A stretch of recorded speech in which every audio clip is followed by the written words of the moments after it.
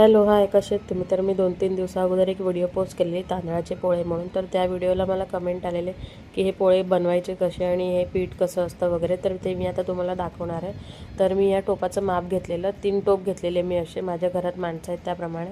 आणि हे फक्त तांदळाचं पीठ आहे, याच्यामध्ये काहीच मिक्स केलेलं नाही आहे. तर हे दळताना एकदम जाडसर पण नाही दळायचं आणि एकदम बारीक पण नाही दळायचं, मध्यम दळायचं. आणि हे पीठ थोडं थोडं पाणी टाकून मळून घ्यायचं आहे चांगलं.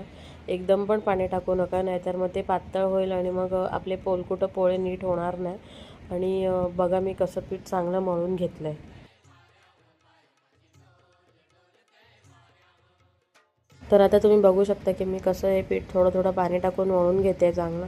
एकदम पण पातळ नाही ठेवायचं आणि एकदम पण घट्ट नाही ठेवायचं, एकदम मध्यम थिक ठेवायचं हे पीठ. आणि आमच्या कोळ्यांमध्ये ह्याला पोलकुटा बोलतात, पण कोणाला समजेल नाही समजेल म्हणून मी लास्ट व्हिडिओमध्ये पोळे असं लिहिलेलं. आणि हे पोळे पोलकुटं तव्यावरती टाकताना तवा एकदम गरम पाहिजे, एकदम थंड नको आहे.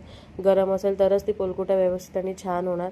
थंड तवा असेल तर ती पोलकुटं पोळे त्याला चिटकणार आणि मग ती निघताना खूप प्रॉब्लेम होणार. आणि एकदम हलक्या हाताने हे पोलकुटं टाकायचे आहेत. आणि खूप जणांचे कमेंट होते की छोटं ताट ठेवलं आहे वगैरे, तर असं काही नाही, छोटं मोठं ताट ठेवू शकता.